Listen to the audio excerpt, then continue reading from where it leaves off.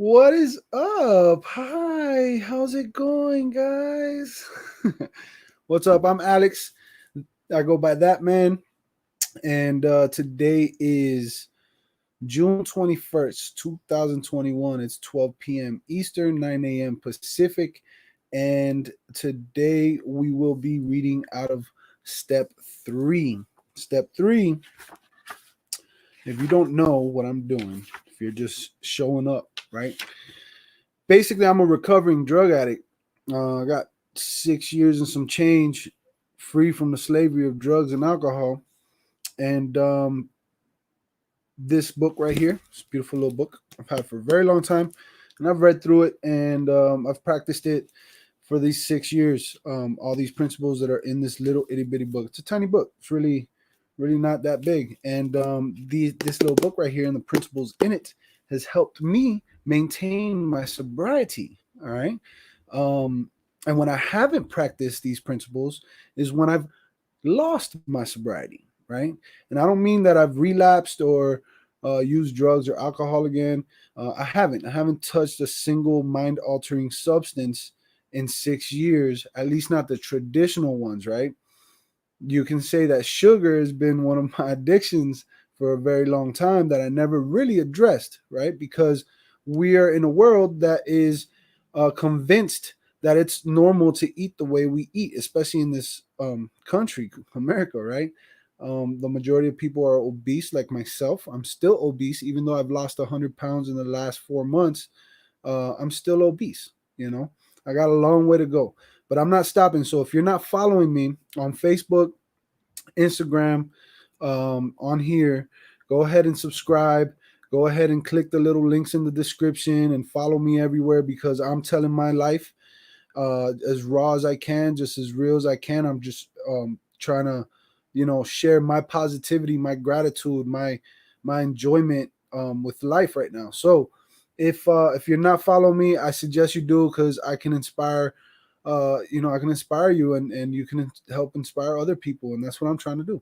So, a couple days ago, I realized it was 12 days left in the month, and I was challenged to go live every day. And when I noticed that, I said, "Yo, I'm just gonna read one step a day." So today is step three, and step three is it's a little heavy for y'all, right? It's a heavy discussion, but it's good. It's good if y'all listen with an open mind, like we talked about in step two yesterday. You'll be able to take this in little by little. So step three is made a decision to turn our will and our lives to the care of God as we understood Him. All right. So that meaning whatever your higher power is, whatever it may be, whether it's a group of people, whether it's a celebrity, like literally anything. That's what we talked about in step two yesterday. So if you haven't watched those and you want to get it, I'm creating a playlist on my YouTube. Step one, step two is on there already. Step three is on there as well. And as the days go by, that playlist will always be there. So if you want to revisit these videos and listen and get something out of it, you can also comment and interact with me. I'm now responding to every comment I possibly can. So definitely go back and check it. So let me say what's up to a few of y'all. I see a few of y'all in here. We got the almighty Jen Lance. What's up, Sensei? That's my Sensei, y'all. We got Jill. Happy Monday. That's right, it's Monday. Every day is like a Friday to me now. It's weird. And we got Heather, the reseller. What's up, girl? How's Texas weather over there right now? How's it going? So we got about 10 people in the chat. If you haven't said hi, go ahead and say hi. Don't be shy. Go ahead and say hi. Step three is a little long. It's a little long. It's only like 4 pages, but I want to read through it because yesterday I did really good with reading through step two, and then we had a discussion afterwards. So if you see that I don't respond to your comments, interact with each other, talk to each other. All right, discuss what you're hearing. Okay, and I will go back and try to get all these messages and try to see the comments. But towards the end, we'll have a discussion. We'll talk about what we got out of this. All right. So I see we got Alma G. What's up, Ma? What's up, Ma? We got my mom's up in here. We got Ciosa Cells. What's up, Ciosa? So hard to turn over and trust, even for a strong believer. It is. It is. See, y'all can talk about that. Talk with each other. Talk with each other. What's up, Amy? Good to see you. Good to see you. Heather says it's hot over there in Texas. I believe it. I heard that Texas is one of the hottest places in the world. All right. So here we go. We're going to dive right into it. And again, I'm going to do my best to read through it. I'm going to do my best to not stop and, because I get passionate. If y'all been watching, I get passionate with this and I talk a lot. So, and I give my perspective and my experiences with this so I can give examples of how you could apply this to your life, because this isn't just about being addicted to something. This is a lot more. These are principles. These are morals that you can use in your life to better the quality of your life so that you can have ultimately a happy and purposeful life. All right. Hey, Judy, how you doing? What's up? What's up? All right, here we go. Step 3, made a decision to turn our will and our lives over to the care of God as we understood him. All right. This isn't about just one God. All right. This is the reason it's worded this way is because we as human beings, we especially when we're suffering and we're hearing truth, we don't want to hear that truth. So we'll use any excuse to say, no, that's not for me. No, I'm not going to listen. Right. So in step 2, we talked about having an open mind. Right. In step 3, this is where the open-mindedness is going to help you. So hear it out. Step 3 is all about action. That's what it's all about. In the last 2 steps, all we talked about was thinking, right? Our way of thinking. In step 3, we're talking about action. We're talking about this is where we actually do. Okay. This is where we actually do. So practicing step 3 is like the opening of a door, which to all appearances is still closed and locked. And they have the word practicing like super bold. Do you see that? Practicing, super bold. You see how I highlighted it? All we need is a key and the decision to swing the door open. There is only one key, and it is called willingness. All right. That's why when I talk about like 4 months ago that I had the willingness to actually change, that was the actual action. That was the action that I took. I had willingness to change. Okay. Once unlocked by willingness, the door opens almost of itself, and looking through it, we shall see a pathway beside which is an inscription. It reads, "This is the way to a faith that works." In the first 2 steps, we were engaged in reflection. We saw that we were powerless over alcohol or, our troubles, every trouble that you can think of. But we also perceive that faith of some kind, if only in this program itself, is possible to anyone. These conclusions did not require action, they required acceptance. All right, so that's what I had just mentioned right now. That's what I had just mentioned.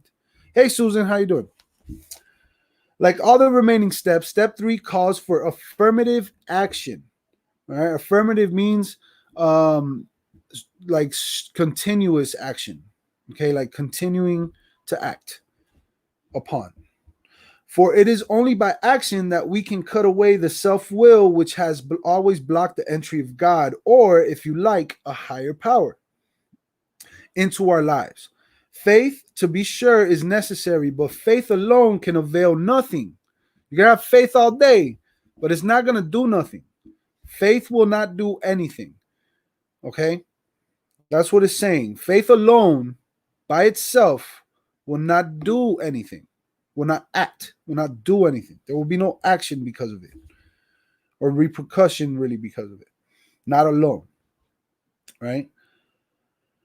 We can have faith yet keep God out of our lives. Therefore, our problem now becomes just how and by what specific means shall we be able to let him in.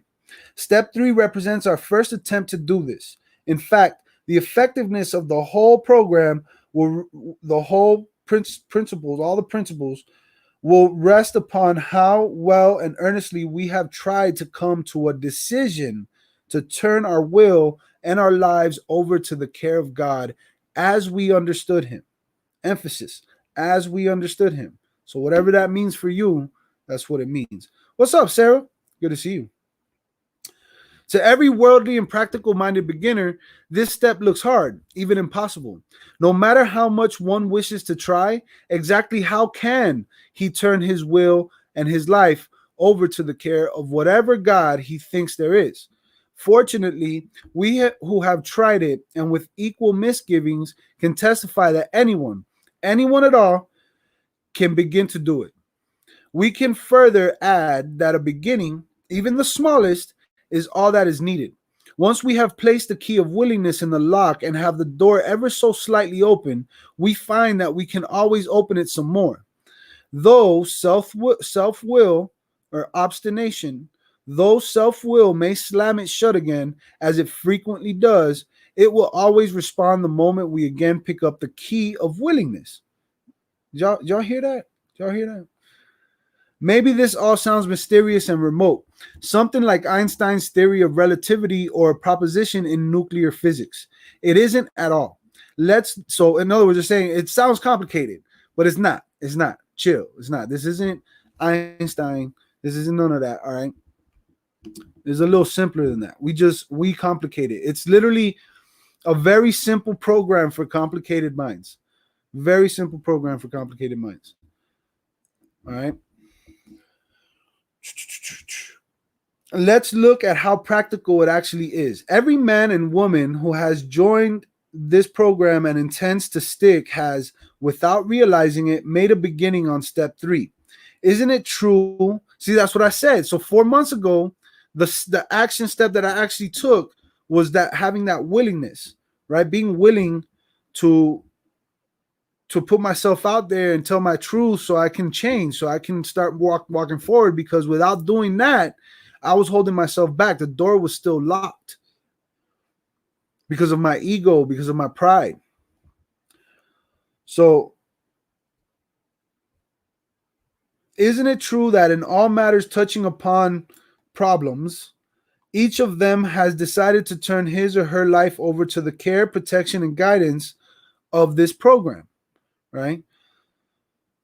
Already a willingness has been achieved to cast out one's own will and one's own ideas about the problem in favor of those suggested by these principles. Any willing newcomer feels sure that this program is the only safe harbor for the foundering vessel he has become, the drowning ship, right? Now, if this is not turning one's will and life over to a newfound providence, then what is? So that's the newfound providence. That's what their new higher power is, right?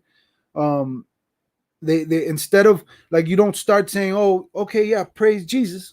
You don't say that. You start off with saying, yo, I need these people. I need these. They got something I need. I need to be a part of this. I need to listen to them. I need to, work with them. They are my higher power. You know what I'm saying? That's how everyone would start out when they're trying to get into recovery. But it's the same thing with any aspect of your life, right? You got to find somebody that you feel you can confide in, somebody that you trust, somebody or some things, that you can put your will into. Like, okay, tell me what I have to do. Show me what I got to do, right?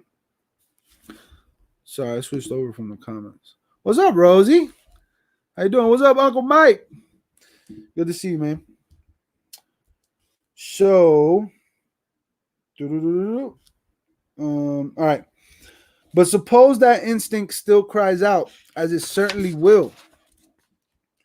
Yes, quote, yes, respecting my problems, I guess I have to be dependent upon a program.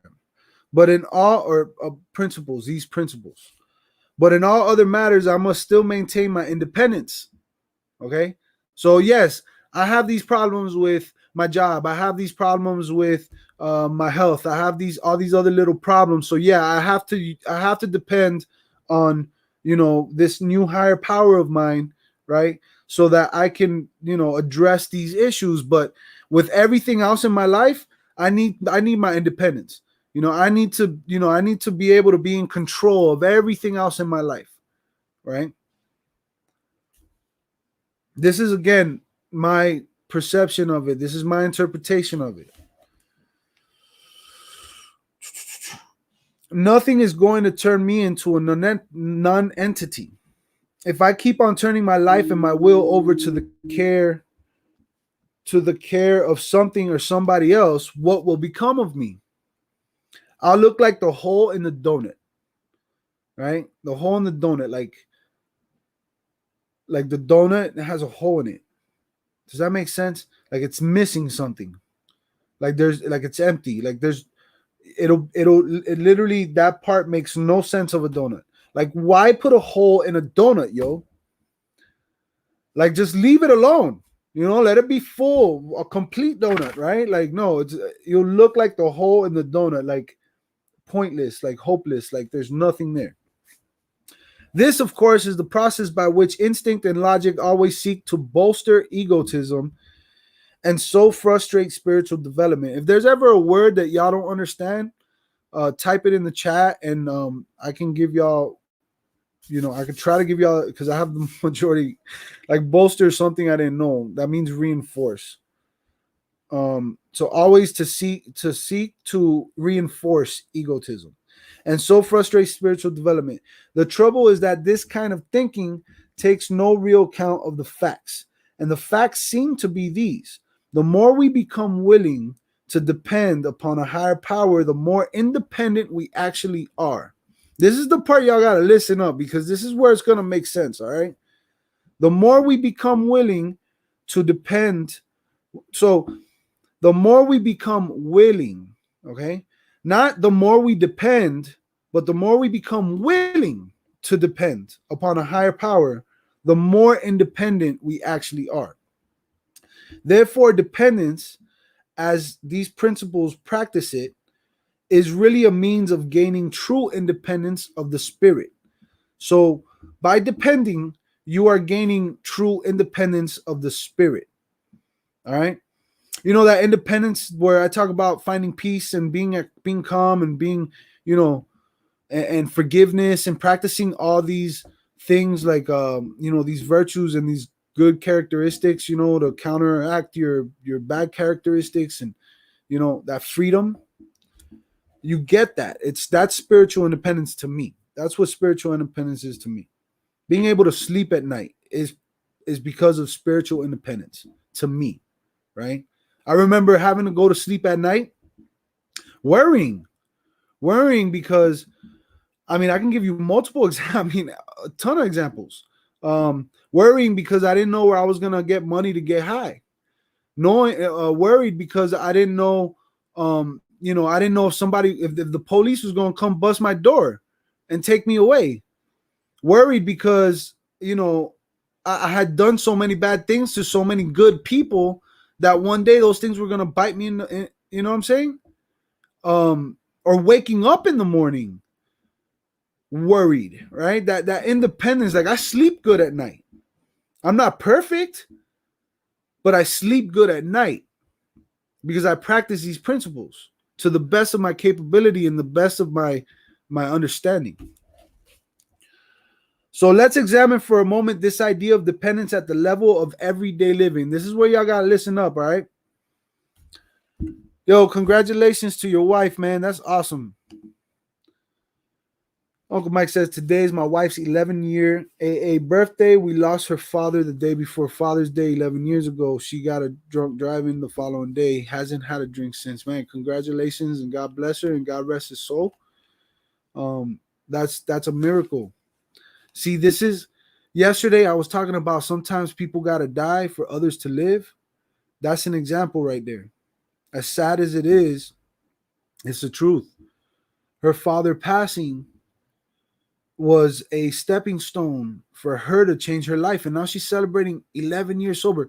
Like, for those of y'all who don't suffer from addiction, y'all might not understand the magnitude of that, like the blessing that is to be 11 years sober. That's a blessing, man. Congratulations to her, and tell her I said that. Tell her I said congratulations. So let me start over. Let's examine for a moment this idea of dependence at the level of everyday living. In this area, it is startling to discover how dependent we really are and how unconscious of that dependence. Every modern house, check this out, y'all. Check this out. Picture this in your head, all right? Every modern house has electric wiring carrying power and light to its interior. We are delighted with this dependence. We're dependent upon this power, right? We're dependent upon this power that we have in our house that we just flip a switch.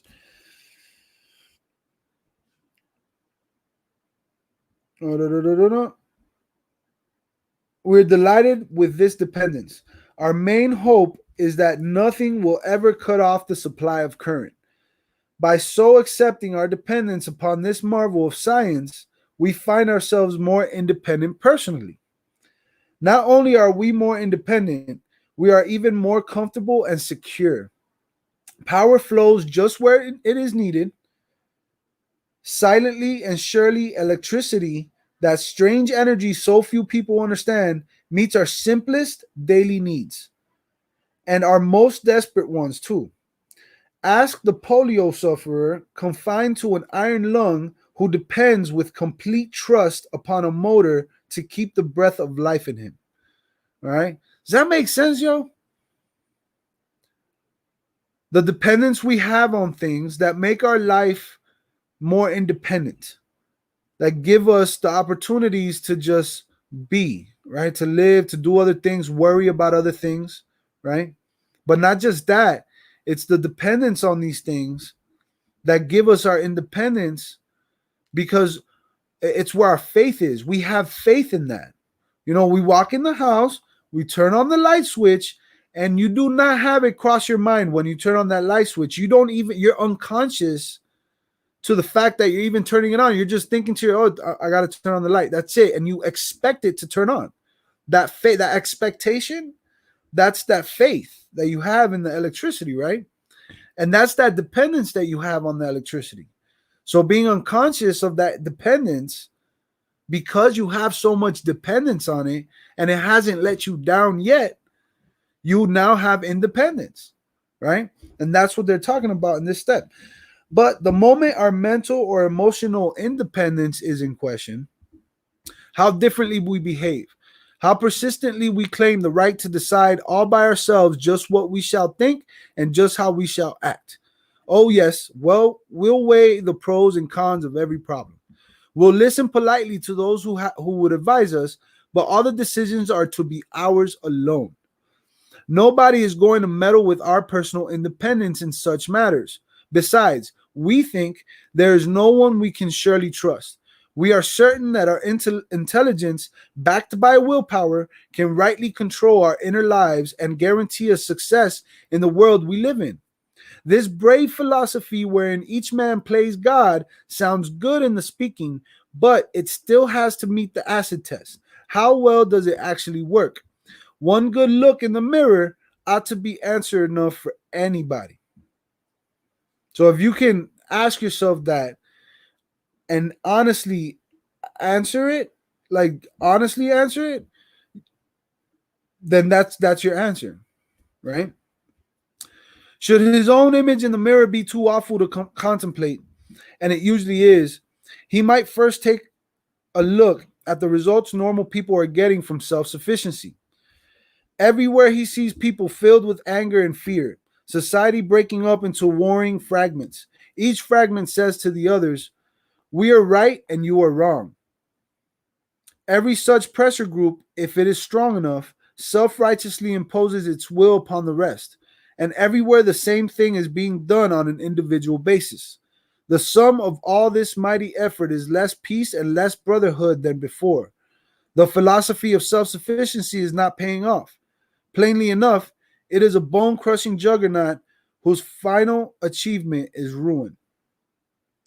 Therefore, we who have problems can consider ourselves fortunate indeed.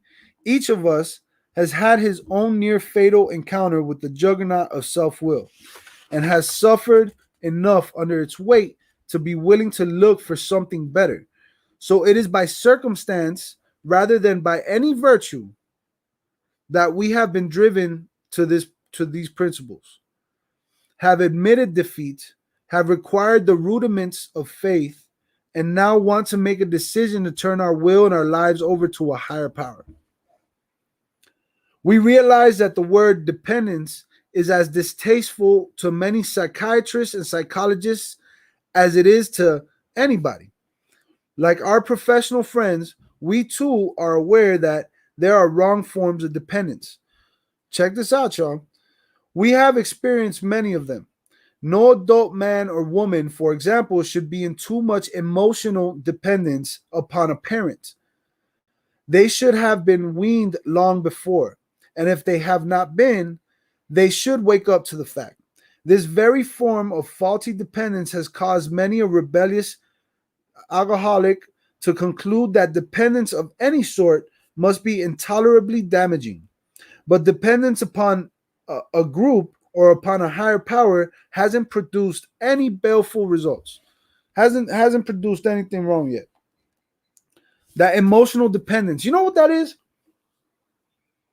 Emotional dependence is where, and this is what I was taught, and this is what makes sense to me. Emotional dependence is where there's somebody that you dislike and you come in contact with them. They show up to your workplace, whatever, and they're there, and just their look or their facial expression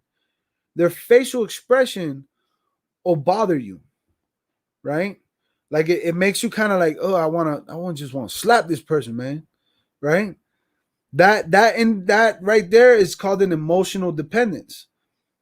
You're there, the just them being them making a face or them acting a certain way, it changes the way your emotions are. It changes you, right? What's up, Boatman? Boatman? So I don't know if that makes sense. If it doesn't, let me know. We'll talk about it more. When World War II broke out, this spiritual principle had its first major test. The people who practiced these principles entered the services and were scattered all over the world. Would they be able to take discipline, stand up under fire, and endure the monotony and misery of war? Would the kind of dependence they had learned in these principles carry them through? Well, it did.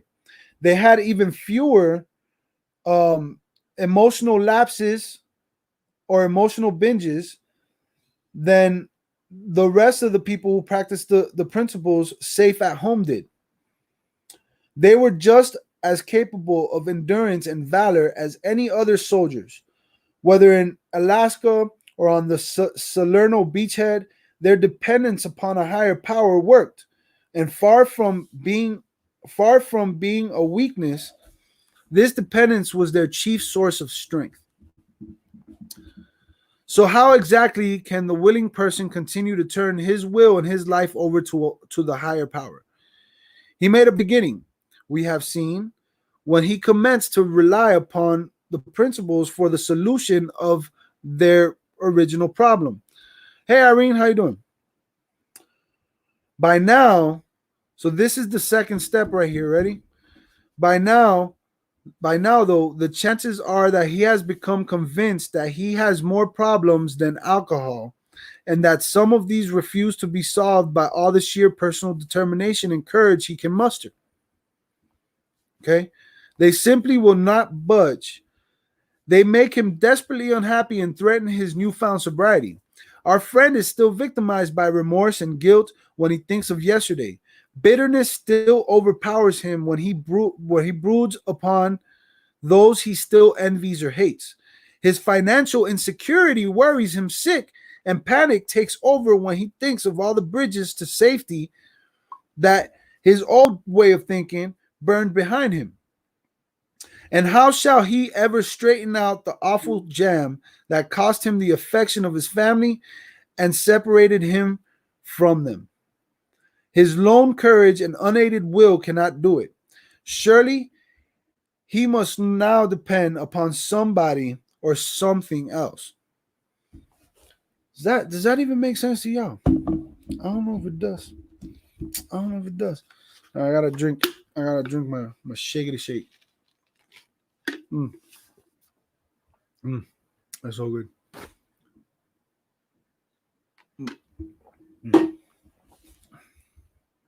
All right. At first, that somebody is likely to be his closest friend. He relies upon the assurance that his many troubles, now made more acute because he cannot use alcohol or food or work, exercise, sick relationships. He can't use those things anymore to kill the pain. And it can be solved too. Of course, the sponsor points out that our friend's life is still unmanageable even though he is sober.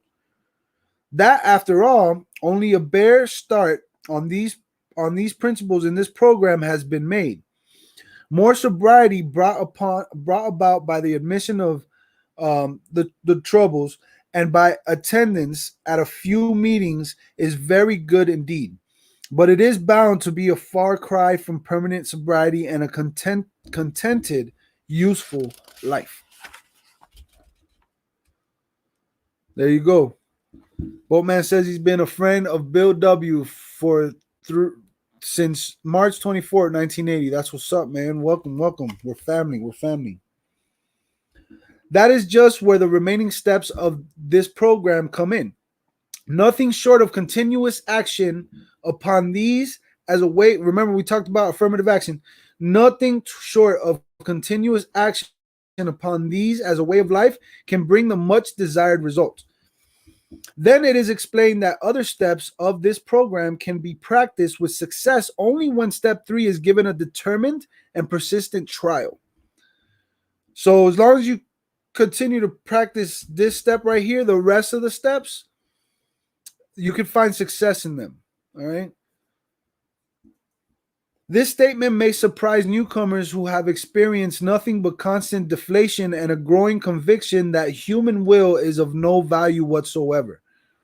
They have become persuaded, and rightly so, that many problems besides alcohol will not yield to a headlong assault powered by the individual alone. But now it appears that there are certain things which only the individual can do, all by himself, and in the light of his own circumstances. He needs to develop the quality of willingness. When he acquires willingness, he is the only one who can make the decision to exert himself. Trying to do this is an act of his own will. All of the 12 steps require sustained and personal exertion to conform to their principles, and so we trust to God's will. It is when we try to make our will conform with God's that we begin to use it rightly. I relate to this. You understand me? I relate to this. That line right there. It is when we try to make our will conform with God's that we begin to use it rightly. To all of us, this was a most wonderful revelation. For real. Like, I feel that God's will for me is in line with the will that I have for myself. Like this, what I'm doing right now. I get nothing. I don't get paid for this. You know what I'm saying? I don't get like I don't get nothing. Like, you get what I'm saying? Like, I don't get any material or any, like, I don't get paid. You know what I'm saying? Like, paid in any way. I do this because I feel the need to do it. And I also believe that this is what God wants me to do. And I could be wrong, but it feels right. And it's been good for me because I feel like I've been impacting people, and people have been reaching out to me, and it's been pretty awesome. So I'm gonna continue to do it. Once we have come, I missed a lot. All right. Our whole trouble had been the misuse of willpower. We had tried to bombard our problems with it instead of attempting to bring it into agreement with God's intention for us. To make this increasingly possible is the purpose of this program's 12 steps. And step 3 opens the door, willingness.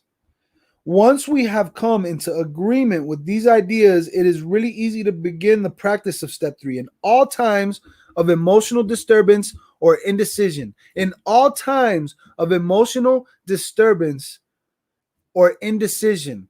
In all times of emotional disturbance or indecision, we can pause, ask for quiet, and in the stillness simply say, God, grant me the serenity to accept the things I cannot change, courage to change the things I can, and wisdom to know the difference. Thy will, not mine, be done. Amen. That right there, man. These guys who wrote this book, man, that was excuse me, that was deep. That was deep. I'm gonna read that again. In all times of emotional disturbance or indecision, we can pause, ask for quiet, and in stillness simply say. So you practice step 1, you practice step 2, but most importantly, practice step 3. Have that willingness, okay? That willingness to what? Let's see what it is. Look, let's read it. Let's read it, y'all. That willingness. Oh, what's up with this, man? There it is. And to make a decision to turn your will and your life to the care of God as we understood him. Just the willingness. Just the willingness. You have that. And in all times of emotional disturbance or indecision, we can pause, ask for quiet, and in stillness say, God, grant me the serenity to accept the things I cannot change, the courage to change the things I can, and the wisdom to know the difference. Thy will, not mine, be done. Like, I give it to you. I give you the power. Like, it's yours. Whatever you want to do, just give me the serenity, okay? Give me the courage and give me the wisdom to understand the difference. When we talk about that, when I talk about that, I think about past, present, future. I feel as though that prayer right there, the serenity prayer, it's about past, present, future. We're constantly worried about, we're constantly dwelling in the past. So we don't have serenity because we're always in the past. We're dwelling in it. It's one thing to bring it up. It's one thing to think about it. It's one thing to speak of it. But to dwell in the past, how are you going to have serenity? How are you going to have peace today when you have all this guilt, all this shame, all these things that are keeping you in the past, right? And then the courage to change what you can, all right, is the future. And we're always dreaming about the future. We're always looking towards the future, but we don't do anything right now in the present time to change either one. Because you can't technically change your past, but you could change how your past is affecting you right now. And you have no control over what's going to happen in the future. But right now, you can do things that can lead you towards a brighter future. But when you're focused on the past or on the future, when you should be focused on the right now, the only time that exists is right this second. Instead of focusing on right now and doing what needs to be done right now, then why are you even thinking about the future? And why are you even worried about your past? Or worried about the future and thinking about your past? Why? So to understand the difference, to have the wisdom, okay? Because there's a difference between a smart man and a wise man. Smart man learns from his mistakes. The wise man learns from others' mistakes. How many times as a kid were you told all these things that you shouldn't do or you should do with your life from people who either have done it or regretted that they never did? How many times as a child or a young one or a teenager or 20 something years old or even 30 something years old, 40, 50, it doesn't matter. But somebody who's been there, done that, who's been in front of you has told you something that you should or shouldn't do with your life.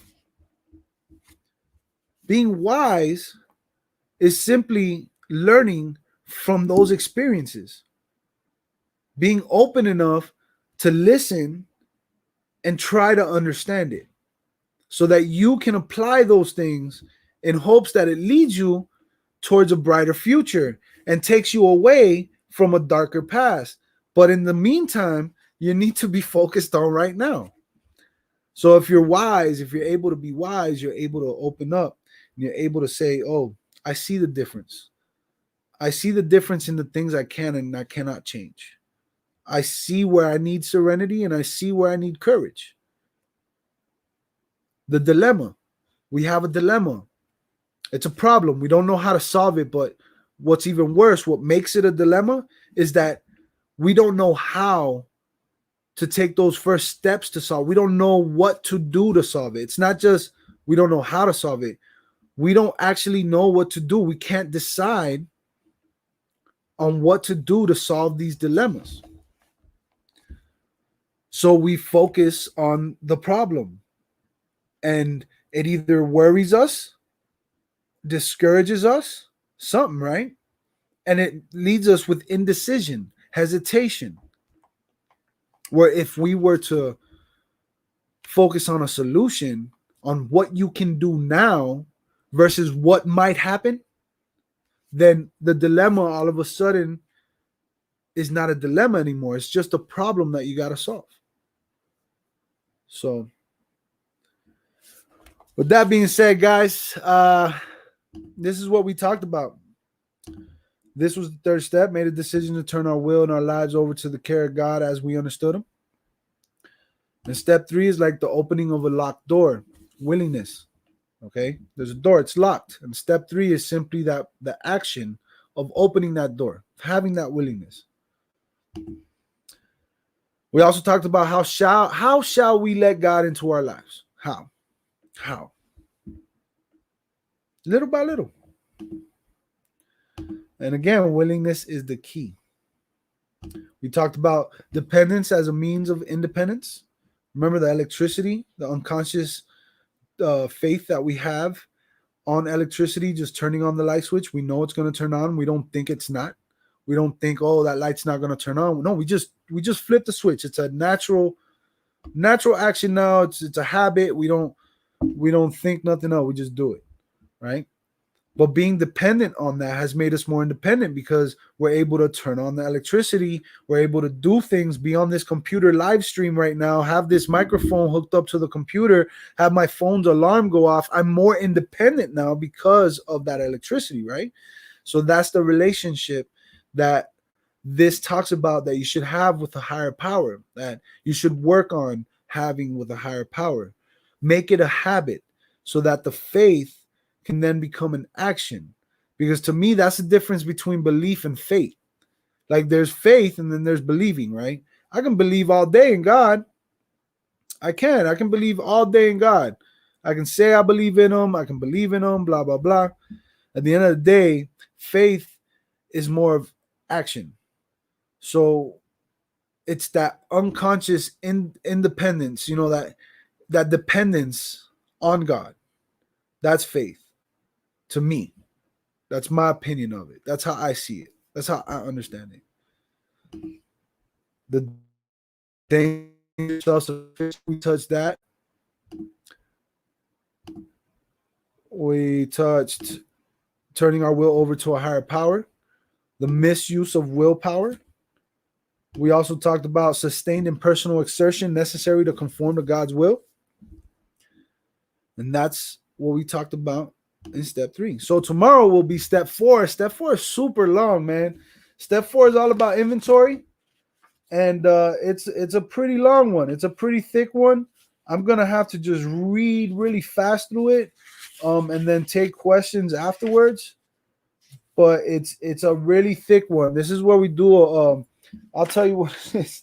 It's made a searching and fearless moral inventory of ourselves. This step right here is one of the most pivotal steps in this program. This is where you discover who you are.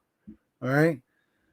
Thank you, Jill, for tuning in. This is where you discover who you are. This is where you go back and and and dig up your past. So then as you continue through this program, you can later on bury your past. Right? This is the step 4 is the part where it takes a lot of work. This is the part where you definitely need step 1, 2, and 3 under your belt. You need to have a little bit of willingness with you. You need to have a little bit of faith. All right. And you have to have a little bit of humility to be able to do this next step tomorrow. So it took me forever to do my 4th step. Like it took me months. And I wrote every single day. But anyway, that's what we're talking about tomorrow. Uncle Mike says, powerful words, courage to know the difference. Amen. Everybody saying amen in the chat. Boatman says, Alex, thank you for what you do. That man, no problem. Heather the reseller saying hi to everybody. So nobody got any questions? We done? Are we done here? Are we done? All right, guys. Hey, I got things to do. I hope you got something out of it. If you did, feel free to leave something in the comment section, the regular comment section.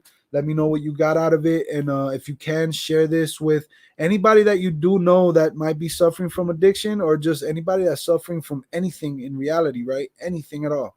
Somebody who you feel is on a path of destruction and they're destroying themselves and everything around them because of their actions, their thoughts, and their emotions. All right. So if you know anybody, share this with them and all that good stuff. Love y'all. I can't believe I got through the steps so fast. It's only been 46 minutes, but I got things to do, y'all. I got a lot of eBay stuff to do. And I got some Amazon to do. The returns, man. I got returns to deal with. I can't stand Amazon. Amazon is just, they don't care. But anyway, that's another story. Hey, I love y'all. Subscribe, hit the bell, follow me on Facebook, follow me on Instagram. I'm updating and renewing everything, and I'm gonna be super, super dedicated to social media in the upcoming, months, years, hopefully the rest of my life. I want to, make this a career of mine to where I'm able to help people for the rest of my life and live a happy and purposeful life. So I'll be doing this hardcore. All right. That's Vintage Garage. Thank you for stopping by. Julie's Heart, thank you for stopping by too. Hey, gotta ship out Macari orders. There you go, Sarah. Hey, I love y'all. Till next time, remember, you can be bad and you can still be good. So be good or be good at it. Peace, money, love.